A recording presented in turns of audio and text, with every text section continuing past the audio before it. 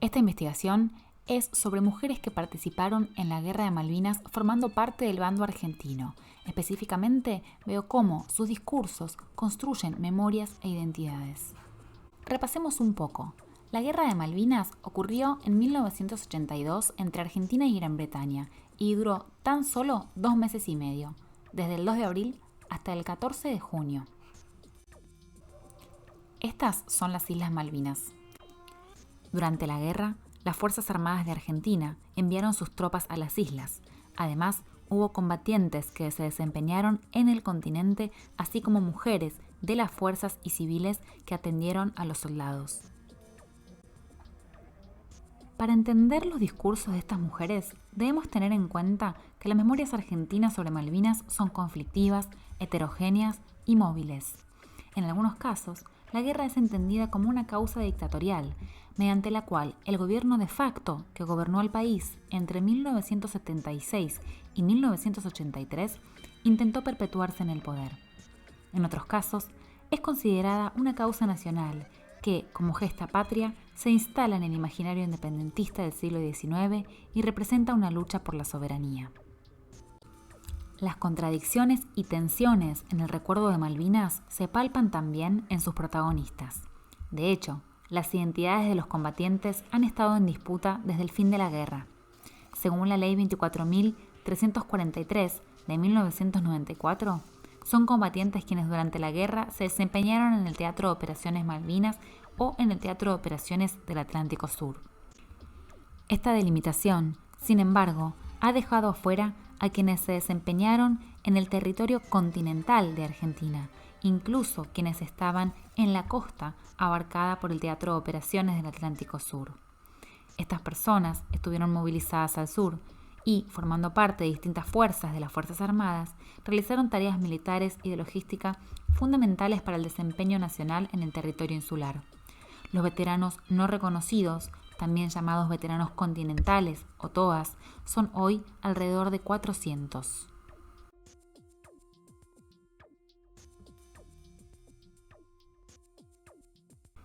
Pero en el continente no había solo hombres, también hubo mujeres que, a diferencia de los combatientes varones, empezaron a contar sus historias 30 años después del conflicto. Las mujeres que participaron en la Guerra de Malvinas lo hicieron cumpliendo distintos roles: enfermeras, aspirantes navales de enfermería, instrumentadoras quirúrgicas, radiooperadoras, radiotelegrafistas. Algunas eran profesionales, otras eran estudiantes. Había civiles y militares. Había mayores de edad y menores de edad. Ellas participaron en el bando argentino formando parte de distintas fuerzas de nuestras Fuerzas Armadas: el Ejército, la Fuerza Aérea o la Armada. Algunas han recibido distintos tipos de reconocimientos o premios, otras todavía no se animan a hablar en público. Casi ninguna recibe pensión por haber estado en la guerra. Desde que estas mujeres empezaron a hacerse oír, me surgió una pregunta: ¿cómo se construyen las memorias sobre el conflicto del Atlántico Sur, conocido como la Guerra de Malvinas? ¿Cómo se relacionan la historia oficial y las historias personales? Desde que terminó la guerra, y con la política de desmalvinización, pasaron muchos años hasta que las protagonistas de esta historia empezaran a hacerse oír. De hecho, ni los soldados habían sido reconocidos al principio en la esfera pública. Las mujeres empezaron a reunirse a partir del año 2010. Las primeras fueron convocadas por Alicia de Reynoso y eran las mujeres que participaron en la Fuerza Aérea. Con mayor impulso se empezaron a conocer sus historias a partir del 2014, con la publicación del libro Mujeres Invisibles de la historiadora Alicia Panero. En los últimos años han empezado a participar en diferentes programas de televisión y en entrevistas radiales, Ha protagonizado películas y una de ellas incluso ha escrito el libro Crónicas de un olvido en el año 2017. Las mujeres que eran aspirantes navales durante la guerra se reunieron por primera vez en el año 2016 por iniciativa de Patricia Lorenzini.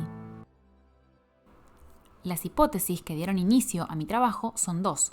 1. Las narrativas de las mujeres que participaron en Malvinas sobre sus propias experiencias de la guerra están atravesando un proceso de resignificación. Este proceso tiene que ver con el surgimiento de discursos vinculados con los movimientos feministas actuales. La segunda hipótesis es que la configuración de identidades de estas mujeres se vincula con la construcción de memorias alternativas y que estas memorias muestran tanto cercanías como distancias con respecto a los discursos dominantes.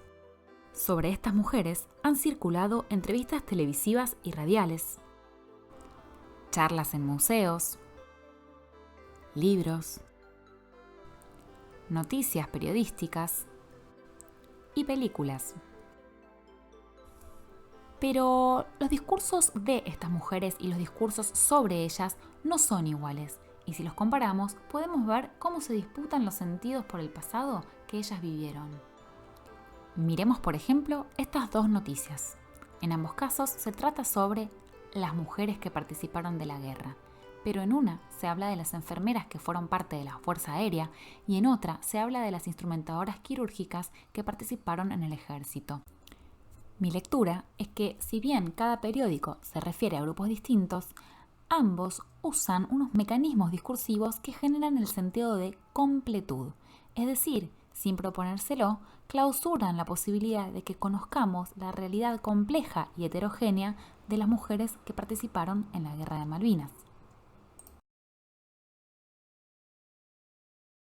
Uno de esos recursos es el uso del artículo definido las, que tiene un rasgo totalizante que nos hace pensar que las mujeres mencionadas en cada titular son las únicas que estuvieron en Malvinas. Es decir, nos impide la posibilidad de pensar que existan más mujeres que las mencionadas. Otro segundo recurso es el uso de la retórica numérica, es decir, los números son 14 o son 6 que dan una idea de completud. Además, la modalidad asertiva contribuye a construir algo que pareciera ser una memoria completa. ¿Por qué? Porque se construye un enunciador que sabe, que transmite información indiscutible y entonces no se da lugar a pensar si las mujeres que están en los diarios son todas las que participaron en la guerra o son algunas y cuáles son sus diferencias o sus similitudes. De hecho, en Malvinas hubo no solo 14 o 6, sino también por lo menos 59 mujeres aspirantes navales de enfermería que estaban en la Escuela de Sanidad de la Armada. Y si miramos en el copete, hay una frase que los periódicos deciden citar reiteradas veces y es la frase "casi nos borran de la historia". Es importante saber que cuando los enunciados periodísticos citan frases ajenas, lo que están haciendo es dar cuenta de sus orientaciones ideológicas específicas. En este caso, seleccionar este discurso de las enfermeras de Malvinas es importante por el adverbio casi, que indica que la acción de borrar no es completada y que por lo tanto estas mujeres están presentes y están visibles en la historia oficial sobre Malvinas. La pregunta es, ¿lo están? ¿Lo están todas? ¿De qué forma? María Liliana Colino es una de las poquísimas mujeres que cobra pensión como veterana, porque durante la guerra estuvo en el Teatro de Operaciones Malvinas y el Teatro de Operaciones del Atlántico Sur. Ella es la única mujer que pisó las Islas Malvinas y lo hizo durante una evacuación aeromédica. Hace unos años, en una entrevista periodística, dijo: "A mí me llamaron un montón de veces canales y diarios para hacer notas, pero sé que me voy a sentir incómoda. También me pusieron una placa en el hospital aeronáutico, pero con el nombre equivocado. Dice Iliana en vez de Liliana". Alicia Mabel Reynoso ya era una mujer militar en 1982. Se desempeñaba como cabo primero de la Fuerza Aérea, donde ejercía como enfermera e instrumentadora quirúrgica. Durante la guerra participó desde el continente.